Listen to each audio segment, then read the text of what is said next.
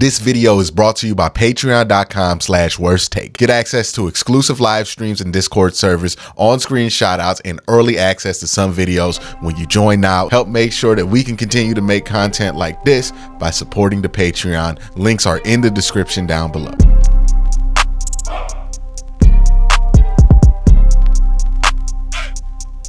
Hey, what's up, and welcome to QnA, the show where I take your questions from YouTube and Twitter and answer them here in video format. A ton of things to get into, man, so let's just jump into it. We're going to start with our first question of the day from Gagan S, who says, are we not concerned enough for the defense? Any smart offensive coordinator can scheme up the Browns like Sean McVay and Slovic did?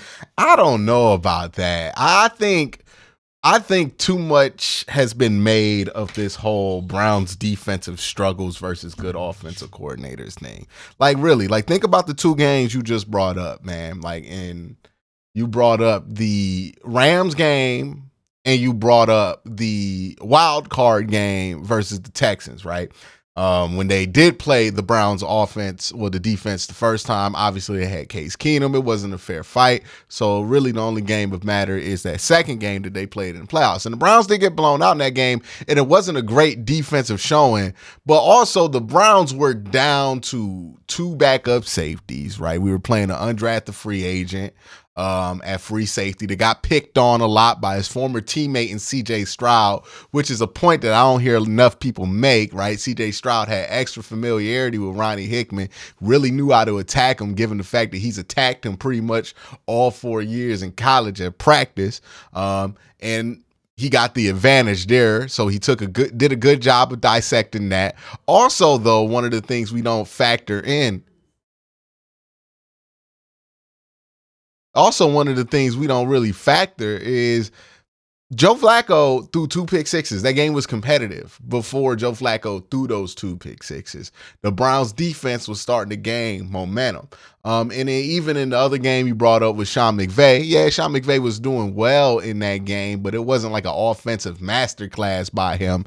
And it's also one of those games where Joe Flacco threw a near pick six, also got a safety, was responsible for 9 points for the LA Rams. I think the Browns' biggest issue on the defensive end was that the offense gave them too much adversity throughout the year. This Browns defense had to deal with offense that had the highest turnover rate in the NFL and had the highest turnovers, period, in the NFL, and had to have had the highest pick six or interception to yards number in the NFL. That's what really happened with the Browns defense. They didn't get much offensive help. This wasn't a team that could run the ball consistently because Nick Chubb was hurt. This wasn't a team that could throw the ball and not turn it over consistently. No matter what quarterback was out there, they turned the ball over, minus Deshaun Watson, who really only turned it over in the one game versus Pittsburgh. I mean, even Deshaun Watson's in there, right? His turnover ratio wasn't great, but it was better than the other quarterbacks. So PJ Walker turned it over. DTR turned it over. We know Joe Flacco was turning it over a ton too. So I don't know how much to make of what the defensive struggles were, where, hey, they had a bad game, and it also got compounded with the fact that the offense could not help you out throughout most of the season. You look at the games that they played bad, yeah, the defense struggled a little bit, but the offense really did not help things. And I think that's what they're banking on this year to make an improvement, is to have a better offense to just provide some help. Because the offense, like, for most of the year was a net negative to this team when it comes to what the defense had to overcome. And they were able to overcome these things and go 11-5 because the defense was so good last year. A sneakerhead says, what do you think of the proposed hip drop tackle penalty? I don't think people realize how much defenders are asked to do just to conform to the rules already. Also seems very subjective. Also will be random, like a new roughing the passer rules. So I'm going to try to be fair to this because I had a horrible reaction to it when I first heard of it, and when I first heard that it might go through and that it was proposed. I don't like it because I think there's just way too much governing of the game on the defensive end. And there are a bunch of reasons I don't like it, and that's its own 30-minute video. One of the reasons I don't like how many rules and personal fouls you can get on the defensive side of the ball is it caters to offense so much that I think it stifles offensive innovation because they don't really got a problem solve anymore, right?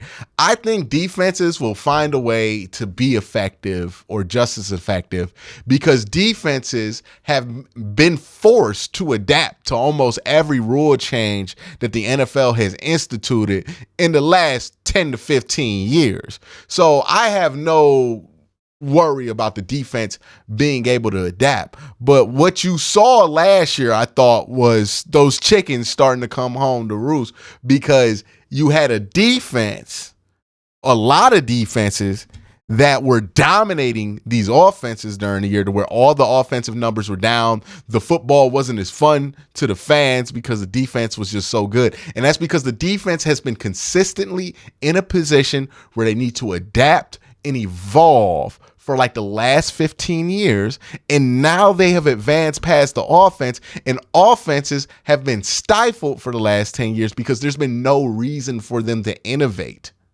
You know, it's like when Blockbuster has a monopoly on video renting, and then Netflix comes out with something new, and Blockbuster can't even wrap its head around the ideal of that being something that can take them down. That's what NFL offenses are. It's Blockbuster. It's starting to get dated. They're not really advancing at the same level that these defenses are. And these defenses are just rapidly adapting to everything that the league throws at them because they've been forced to be in that position. And I get that we want to do these things for player safety reasons, but also you gotta factor in that this game's kind of dangerous. How much safer can you really make it? Also, to be fair to this rule, I will say this. From what I've heard, I think there's been a bit of an overreaction on the personal foul element of this.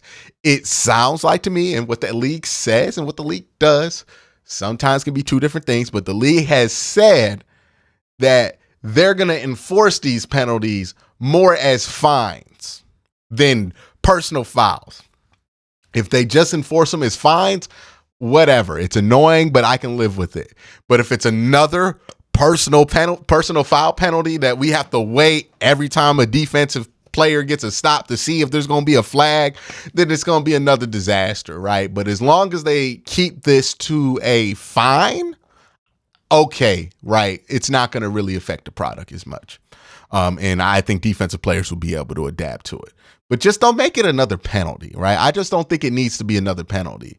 This needs to be a fine, not a penalty. And that's what they're leaning towards. That's what they've said they're going to do. But what they say and what they do can be two different things. I hope they stick to that. Spider of Dream says, do you think Joe Flacco's success allows us to get out and get Jameis Winston due to our team clinching a playoff position with Joe Flacco? Of all people, it signaled to the front office the Browns have a legitimate chance to go to the Super Bowl if we have a great backup like Jameis, and we're paying Jameis to be. Here's why I think it signals to a lot of dudes is that the Browns have a great roster, right? We do this thing where we make everything about the quarterback, but like I promise you, the Browns did not make the playoffs last year just because they had Joe Flacco. Did Joe Flacco help? Sure, absolutely. But the Browns had a winning record before Joe Flacco signed with the team. They probably would have had a winning record if they did not sign Joe Flacco to this team. Because the truth about the Browns' run last year was it was about the defense. The defense is the reason you did not care about Joe Flacco's interceptions. The defense is the reason why those interceptions aren't anything that cost you those games. The defense is the reason the team was good last year. It wasn't Deshaun Watson. It wasn't Nick Chubb. It wasn't Joe Flacco. It was the defense, Amari Cooper, and David Njoku. Right? Those are the three things that consistently showed up for this Cleveland Browns football team for the whole year. Those three things. And Jameis saw that and said, hey, as long as I'm not terrible, I can be the quarterback of this team and we can go far if it comes down to it. And that's going to raise my stock because this defense is that good. I think that's what it says. Like, this Browns team just has a tremendous roster, and I think the roster is what brought Jameis here. And I think this roster would have been good enough to make the playoffs, Joe Flacco or not. Now, would they won 11 games and been as exciting as they were? Probably not, right? Joe Flacco had something to do with that, with those 300-yard performances he was putting up.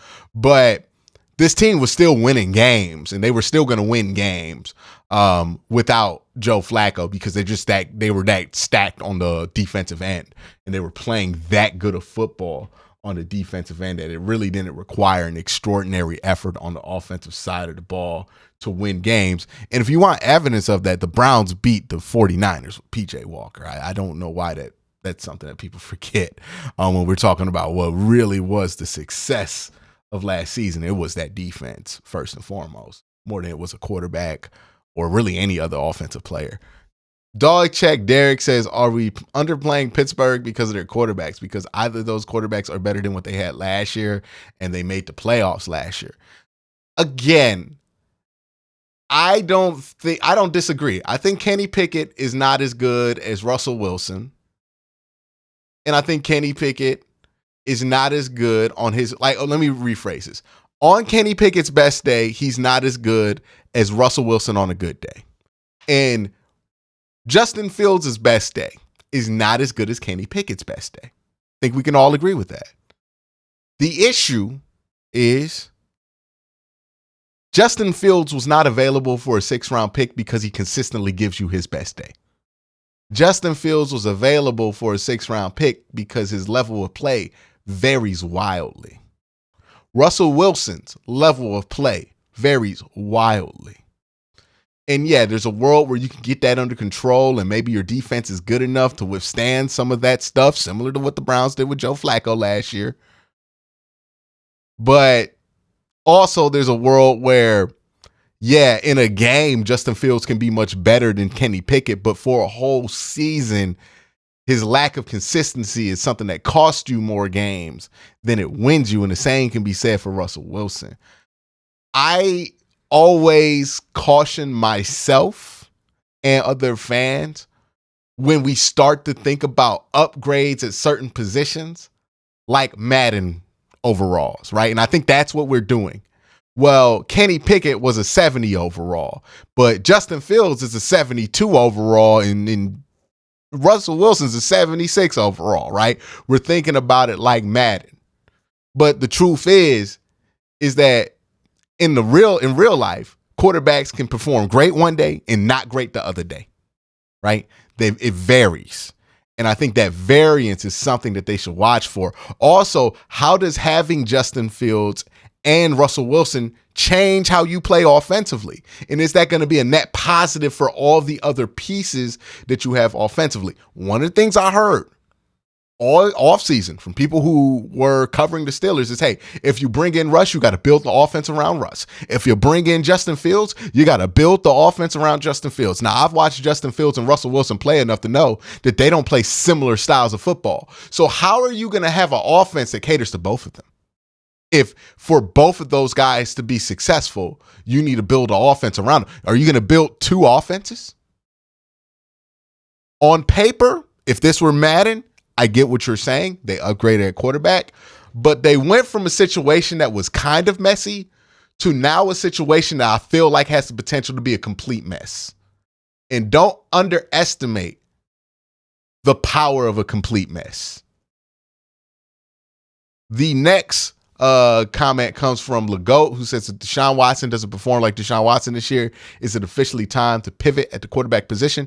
Look, if they don't feel like they're going to get a franchise quarterback out of Deshaun Watson this year, they will start to see what their options are for future years. That doesn't mean Deshaun's not going to be the starter anymore going forward. He'll probably start for the team throughout 2026. But it does mean that, I wouldn't be surprised if they took a quarterback in the first round of 25. And regardless of if Deshaun plays well or not this year, I still think a quarterback's on the table if it makes sense for them in 2025 in the first round. Salty McGee says, is trading DTR, Josh Dobbs style realistic before the season? It's certainly on the table. It certainly is. Savion Cisco says, can the Browns win the division this year and get to the AFC Championship? They have the potential to do so, most definitely. Dylan says, post-Judy extension, what are the Browns looking at pick 55? Does this change what the draft board looks like? I highly doubt it. I think their draft board looks the same, and I think it's going to be offensive line heavy. Jonathan Vaughn says, looking at the QB room, it looks like they're expecting Ford not to be ready to start for the season. Are they preparing him to not ever fully recover from it? I don't know if that's what I get from what the Browns did there. Ultimately, you're just going to have to wait and see what happens with OTAs, but I doubt that Deshaun Watson's had some kind of setback with that shoulder. We'll see. I think the Tyler Huntley move is more about DTR and third quarterback than it has anything to do with the starter. And then Christopher Zelensky says, with the Browns spending the most money on the offense in the league, accounting for injuries, how good do you believe the offense will be in the upcoming season? Hope you get enough rest. Thanks. I just want this offense to, one, not get in the way of the defense, and two, be within the top 12 of the league, right? Like in most offensive stats. If they're there, I think they'll be good enough to win a championship. But that's my thoughts. This is QnA. Y'all have a great day. Have an even better night. Peace.